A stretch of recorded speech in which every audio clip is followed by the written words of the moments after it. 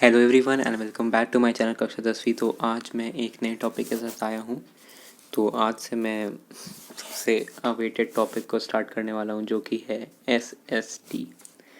ठीक है, तो मध्य प्रदेश NTSC के लिए मैं आज से SST स्टार्ट करने वाला हूँ। तो क्वेश्चंस इसमें मैं बता दूँ 22 क्वेश्चंस हैं। इसमें से एक दो फैक्ट्स भी होंगे, तो कुछ 20 या 19 क्वेश्चंस रहेंगे इसमें। तो ऐसे ही मैं क्वेश्चन वाइज लाऊंगा। क्वेश्चन वाइज मैं इसलिए ला रहा हूँ क्योंकि आपको इजी पड़ेगा। लाइक आप क्वेश्चन को याद कर सकते हो। अब मैं पैराग्राफ लिख दूँ, आप समझ रहे हो, सबसे कुछ फ़ायदा नहीं है। तो मैं ऐसे क्वेश्चन बहुत सारे बनाने वाला हूँ क्योंकि बहुत सारे क्वेश्चन रहेंगे। पक्का 500 600 700 के ऊपर क्वेश्चन भी हो सकते हैं, तो वो आपको याद करना ही पड़ेगा। ठीक है, तो आज मैं स्टार्ट कर रहा हूँ हिस्ट्री से। हिस्ट्री का जो पहला चैप्टर है तो वैदिक काल के बारे में, मोहनजोदाड़ो, हड़प्पा, ये सब के बारे में। एक बोनस क्वेश्चन भी है पहला, तो मैं आपको आंसर बताते जाऊंगा और लिखते भी जाऊंगा एक दो के सबके लिख दूंगा क्योंकि स्पेलिंग मिस्टेक ना हो तो अच्छा रहेगा। और आंसर्स मैं लिख दूंगा, लेकिन मिटाना भी पड़ेगा क्योंकि जगह बहुत कम है और मेरे को समझाना भी है। तो अभी इतना बजट नहीं कि कोई अच्छा सा टैब वैब में बताऊँ। ठीक है, तो I am managing with the resources which I have. ठीक, तो स्टार्ट करते हैं। पहला क्वेश्चन है, in which state Bundelkhand plateau is located. अब स्टेट बताना है कि जिसमें बुंदेलखंड प्लेट्यू है। तो बुंदेलखंड प्लेट्यू उत्तर प्रदेश और मध्य प्रदेश में पड़ता है। ठीक है, तो ये तो एक समझ लो, एक बोनस क्वेश्चन था। तो मैं ये बता रहा हूँ, उत्तर प्रदेश और मध्य प्रदेश में बुंदेलखंड प्लेट्यू पड़ता है। अब दूसरा क्वेश्चन है, what is the time frame of Indus valley civilisation. अब ये टाइम फ्रेम क्या होता है, मतलब इसका काल बताओ। काल मतलब टाइम पीरियड, कि इंडस वैली सिविलाइजेशन कब से कब तक था। ठीक है, इंडस वैली सिविलाइजेशन को हिंदी में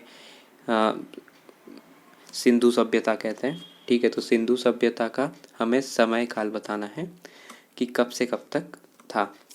तो सिंधु सभ्यता आपको 2500 से 1750 BC तक था। ठीक है, 2500 BC से 1750 BC तक था। ये बहुत पुरानी सभ्यता है, वन ऑफ द ओल्डेस्ट, शायद ये ओल्डेस्ट ही है। तो सिंधु सभ्यता इतनी पुरानी है जिसको हम लोग इंग्लिश में इंडस वैली सिविलाइजेशन कहते हैं। ठीक है, अब तीसरा क्वेश्चन है, कैपिटल सिटीज़ ऑफ मोहनजोदाड़ो। अब तुम इसको मोहनजोदाड़ो कहो या दरो कहो, इट्स टोटली अपॉन यू। ठीक है, तो इसके कैपिटल सिटीज़ हमें बताने। तो इसके दो कैपिटल सिटीज़ हैं। ठीक है, दो कैपिटल सिटीज़ हैं, इसको याद रखना। पहला जो कैपिटल सिटी है वो है हड़प्पा। ठीक है, और दूसरा मोहनजोदड़ो। ठीक है, सॉरी मैंने क्वेश्चन उसमें गलत लिख दिया है। वहाँ पे कैपिटल सिटीज़ ऑफ तुमको इंडस वैली सिविलाइजेशन पूछना था, मैंने गलती से कैपिटल सिटीज़ ऑफ मोहनजोदड़ो लिख दिया। तो capital city of Indus valley civilisation पूछा गया है। तो capital cities of Indus valley civilisation Mohenjodaro और हड़प्पा है। ठीक है, तो ये दो सिटीज़ जो थे कैपिटल सिटीज़ हैं आपको इंडस वैली सिविलाइजेशन, या हिंदी में बोलूँ तो सिंधु सभ्यता के। अब चौथा क्वेश्चन है, largest site of Indus valley civilisation. अब इससे दो क्वेश्चन बनते हैं, एक तो इंडिया में जो लार्जेस्ट साइट है और जो पूरे वर्ल्ड में, जिसको मतलब उस पूरे सिविलाइजेशन का जो सबसे लार्जेस्ट साइट है, तो वो दो अलग जगह हैं। ठीक है, तो इंडिया में जो लार्जेस्ट साइट है वो धोलावीरा है। ठीक है, धोलावीरा। अब मैंने लिखा भी हुआ है, दूसरा जो आंसर है वो, दूसरा क्वेश्चन वही है, सॉरी छठा क्वेश्चन है वो, कि largest Indian site of Indus valley civilisation, छठा क्वेश्चन है ये। ठीक है, तो largest site of Indus valley civilisation पहले समझते हैं। तो इंडिया का नहीं, पूरे वर्ल्ड का, मतलब उस पूरे सिविलाइजेशन का जो लार्जेस्ट साइट है वो है मोहनजोदड़ो। ठीक है, अगेन मोहनजोदड़ो है। और इंडिया के साइड में सबसे बड़ा साइट जो पड़ता है इंडस वैली सिविलाइजेशन का वो है धोलावीरा। ठीक है, तो नाम याद करने पड़ेंगे, कोई उपाय नहीं है इसका। तो धोलावीरा इंडिया के साइड में पड़ता है। ठीक है, तो ये तो क्लियर हो गया होगा। अब आगे बढ़ते हैं। Who use the term Indus valley civilisation. तो इंडस वैली सिविलाइजेशन का नाम सबसे पहले किसने कॉइन किया, तो वो थे जॉन मार्शल, जिन्होंने इसको इंडस वैली सिविलाइजेशन कहा। तो ये काम जॉन मार्शल ने किया है। ठीक, और अब है largest site of Indian site, तो मैंने बता ही दिया। अब ये सुमेरिया कौन थे। ठीक है, तो सुमेरिया समझ लो इनके साथ मेसोपोटामियन, जो मेसोपोटामिया के लोग थे, जो कि इंडस वैली सिविलाइजेशन के लोगों के साथ ट्रेड करते थे, उनको सुमेरिया कहा गया है। ठीक है, तो मेसोपोटामियन लोग को सुमेरिया कहा गया। इसकी स्पेलिंग कुछ ऐसी है।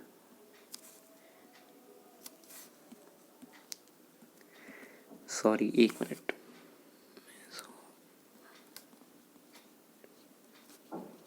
ठीक है, मेसोपोटामिया के जो लोग थे वो सुमेरिया हैं। ठीक है, तो what named is Sumeria's gift to Indus region. अब उन्होंने भी कुछ नाम दिया होगा हमें, तो उन्होंने नाम दिया था हमें मेलुहा। ठीक है, अजीब अजीब नाम होंगे तो थोड़ा सा याद करना पड़ेगा। तो उन्होंने हमें मेलुहा से नाम बताया, हमें दिया था, और ये नाम दिया था उन लोगों ने। अब दूसरा क्वेश्चन है which was grown earliest by them. तो कौन सा क्रॉप, ठीक है मैंने क्वेश्चन पूरा नहीं लिखा है, वहाँ पे है कौन सा क्रॉप सबसे पहले, मतलब कि बोला जाता है कि इंडस वैली सिविलाइजेशन के लोग ने बनाया था, तो वो क्रॉप है कॉटन। लोग ऐसा कहते हैं। ठीक है, तो कॉटन एक ऐसा क्रॉप है जो इंडस वैली सिविलाइजेशन के लोगों ने सबसे पहले बनाया होगा। ठीक है, अब है any metal which was known not known to them, तो वो है आयरन। आयरन के बारे में उन्हें कोई जानकारी नहीं थी। ठीक है, उन लोगों को आयरन के बारे में पता नहीं था, उसके प्रॉपर्टीज़ या कुछ भी नहीं पता था, आयरन के बारे में उन्हें कुछ पता नहीं था। ठीक है, तो ये दो चीज़ों के बारे में, एक इस आयरन के बारे में उन्हें नहीं पता था, और कॉटन क्रॉप को उन्होंने सबसे पहले ग्रो किया था, लोग ऐसा कहते हैं। ठीक है, मैं तो अभी इससे मैं रिलेटेड आपको कुछ आंसर्स बता रहा हूँ, जैसे कि जो चैप्टर से रिलेटेड था। अब जो स्टार्ट होगा वो होगा तुम्हें मध्य प्रदेश स्टेट बोर्ड का। ठीक है, तो मध्य प्रदेश स्टेट बोर्ड से अब जो मैं पढ़ाने वाला हूँ क्वेश्चन 11 से, ठीक है, वो समझ लो कि मध्य प्रदेश स्टेट बोर्ड का है, और इसमें बहुत सारे एक दो क्वेश्चंस रहेंगे जो पर अजीब अजीब नाम भी हैं, तो आपको उनको याद करना पड़ेगा। ठीक है, इसके और कोई चारा है नहीं। तो स्टार्ट करते हैं अब।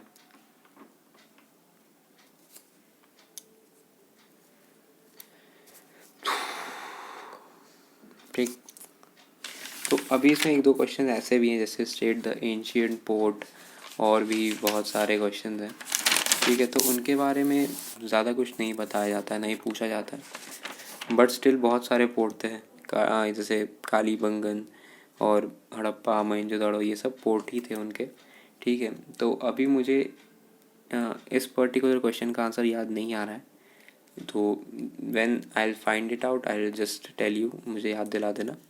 ये मुझे क्वेश्चन याद नहीं आ रहा है, state the ancient port of Indus valley civilisation, मुझे इसका आंसर याद नहीं है। ठीक है, अब वो क्वेश्चन तुम लोग टैग कर देना नीचे, मैं बता दूंगा, क्योंकि सही में याद नहीं आ रहा भूल जाते कुछ कुछ चीज़ें। ठीक है, बहुत पहले पढ़ा है। तो ओरिजिन ऑफ स्वास्तिक भी लोग बोलते हैं कि यहीं से आया था, और लोग ऐसा मानते हैं कि ओरिजिन ऑफ स्वास्तिक यहीं से हुआ था, क्योंकि इसके पीछे बहुत सारे तुम्हारे तथ्य हैं कि यहाँ से ही स्टार्ट हुआ आर्यंस का रेस। कुछ लोग बोलते हैं सेंट्रल एशिया से, तो वो एक डिबेटेबल टॉपिक अभी भी है। तो इसलिए लोग बोलते हैं कि ओरिजिन ऑफ स्वास्तिक यहाँ से है, तो ये हाफ करेक्ट और हाफ राइट, हाफ रॉन्ग ही है, समझ लो। इसके लिए हमारे पास कोई ठोस सबूत नहीं, समझ लो। ठीक है, हमारे पास इसके लिए कोई ठोस सबूत नहीं है, तो ये बात है। अब सिंधु सभ्यता को डिस्कवर किसने किया था, तो इस चीज़ को डिस्कवर किया था डॉक्टर दयाराम साहिनी ने। इन्होंने इसको डिस्कवर किया और 1921 में डिस्कवर किया। तो ये डेट याद रखना, 1921। 1921 में डॉक्टर दयाराम साहिनी ने इसकी खोज की। किसकी? सिंधु सभ्यता, इंग्लिश में क्या कहते हैं, इंडस वैली सिविलाइजेशन की खोज की इन्होंने। अब सरस्वती रिवर को किसने खोजा? ठीक है, तो सरस्वती रिवर को खोजा आपको रखल दास बनर्जी। ठीक है, रखल दास बनर्जी ने सरस्वती रिवर को खोजा।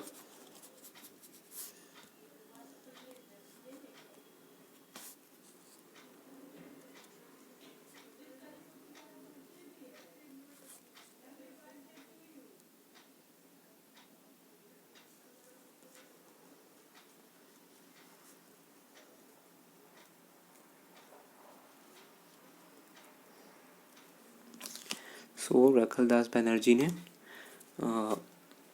इस सभ्यता को, सरस्वती रिवर को खोजा।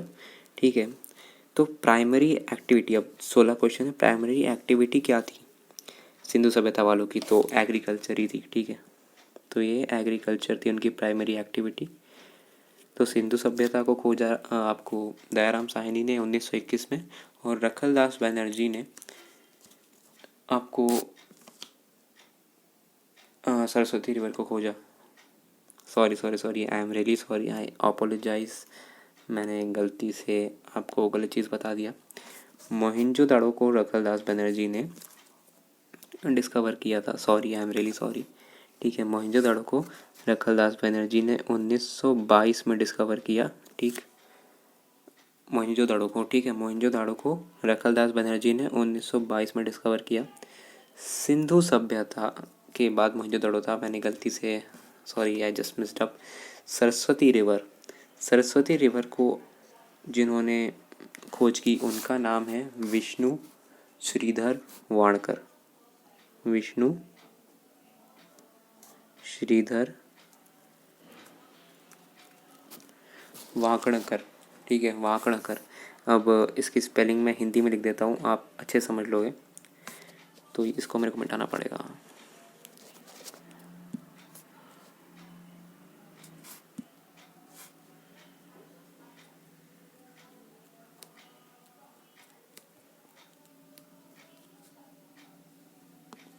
ठीक है, विष्णु श्रीधर वाकणकर ने सरस्वती रिवर को डिस्कवर किया है, और आई एम रियली सॉरी, मोहिंजोदड़ो को रखलदास बनर्जी ने 1922 में खोज की। सरस्वती रिवर को विष्णु श्रीधर वाकणकर ने किया। सिंधु सभ्यता को आपको दयाराम साहनी ने 1921 में खोजा। ठीक है, तो गलती हो गई थी, मिस हो गया था। और प्राइमरी एक्टिविटी मैंने जैसा कहा था एग्रीकल्चर है। ठीक है, प्राइमरी एक्टिविटी एग्रीकल्चर है। ओल्डेस्ट ग्रंथ इन द वर्ल्ड। ठीक है, ये क्वेश्चन बहुत ही आपको पूछा भी जा सकता है कि ओल्डेस्ट ग्रंथ कौन सा है। सो ओल्डेस्ट ग्रंथ इज ऋग्वेद। ये बहुत ही गर्व होने वाली बात है। लाइक एक इंडियन टेक्स्ट है, ठीक है, जो कि सबसे ओल्डेस्ट ग्रंथ है, सबसे ओल्डेस्ट बुक ऋग्वेद। ठीक है, तो ऋग्वेद इज़ द ओल्डेस्ट ग्रंथ इन द वर्ल्ड। और ऋग्वेद काल यहाँ लिखा हुआ है, कब से कब तक था? 1500 BC से 1000 BC। ठीक है, तो सिंधु सभ्यता के अंदर ही ऋग्वेद काल था। ठीक, और आर्यंस ने चार लाइफ को 4 आश्रम्स में, पार्ट्स में कहो, हिंदी में आश्रम्स है, आश्रम्स में डिवाइड किया। ब्रह्मचार्य, गृहस्थ, वानप्रस्थ, संन्यास। ब्रह्मचार्य मतलब बच्चे का एज होता है, ठीक है, टीन एज बच्चे का एज मिला के। गृहस्थ मतलब जब आपकी शादी हो जाती है, आप घर चलाते हो, ठीक है। और संन्यास का मतलब जब आप सब कुछ छोड़ के निकल जाते हो, ठीक है। तो ये होता था, आर्यंस ने इसको डिवाइड किया था। तो ऋग्वेद जो है वो आर्यंस के लिए समझ लो, और वहाँ पे उसके तौर तरीक़ों के बारे में लिखा गया। और ऋग्वेद काल था 1500 BC से 1000 BC तक। ठीक, और सबसे पुराना ग्रंथ भी ऋग्वेद है। और स्वास्तिक जो आर्यंस का समझो कि एक सिंबल है, वो भी आपको कहा जाता है कि यहीं से आया। तो ये डिबेटेबल टॉपिक है, लेकिन तब भी बहुत लोग बोलते हैं कि सिंधु सभ्यता में ही आर्यंस का वजूद था और उन्होंने वहीं से उन्होंने स्टार्ट भी किया था। ठीक है, तो ये एक बात है। अब है female had high place in society, आज की तरह नहीं है। ठीक है, उस समय बहुत पहले जब ऋग्वेद काल था तो फीमेल का उस समय बहुत हाई प्लेस था सोसाइटी में। ठीक है, वो उनको और हर फंक्शंस में ले जाया जाता था, उनको उच्च शिक्षा दी जाती थी। ठीक है, उनको एजुकेशन से भी हटाया नहीं जाता था, उनको पूरी एजुकेशन दी जाती थी, सारे फंक्शंस में बुलाया जाता था। डाउरी पर्दा, डाउरी का मतलब दहेज होता है, दहेज, पर्दा सिस्टम और बाल विवाह, चाइल्ड मैरिज, ये सब नहीं था। ठीक है, जो आज के समय में होता है, लोग बोलते हैं कि परंपरा है, उस समय सब नहीं होता था। जो ऋग्वेद काल है उस समय सब कुछ नहीं होता था। तो जो आर्यंस है, जो जो हम लोग कुछ हिंदूज जो होते हैं वो मानते हैं ऋग्वेद को अपना ग्रंथ मानते हैं, और उनके यहाँ अगर ऋग्वेद को वो ग्रंथ मानते हैं जो कि सबसे ओल्डेस्ट ग्रंथ है, तो उनके हिसाब से डाउरी, पर्दा सिस्टम, ये सब कुछ नहीं होता था। वुमेन का बहुत हाई प्लेस है सोसाइटी में, और उनको हर एक फंक्शन में लाया जाता था, उनको पूरी उच्च शिक्षा दी जाती थी, दहेज वहेज की प्रथा नहीं थी। ठीक है, जो आजकल हो रहा है, बहुत लोग बोलते हैं कि ये तो हमारी परंपरा है। ठीक है, तो ऐसा कुछ नहीं है। ऋग्वेद में जो लिखा है, और जो ऋग्वेद को फॉलो करते हैं, उसको अपना ग्रंथ मानते हैं, उसको अपना बुक मानते हैं, अपने धार्मिक बुक मानते हैं, अगर उसको देखें तो ऋग्वेद में ऐसा कुछ नहीं लिखा था, बिल्कुल उल्टा है। ऋग्वेद में सब कुछ अच्छा था वुमेंस के लिए, और कोई प्रॉब्लम नहीं थी, चाइल्ड मैरिज ये सब नहीं था। तो ये बात है। तो आज का लेक्चर तो ख़त्म करते हैं यहीं पे। 20 क्वेश्चन थे और टाइम लिमिट भी बहुत ज़्यादा हो गया शायद। तो मिलते हैं नेक्स्ट लेक्चर में, तब तक के लिए thank you and do subscribe my channel.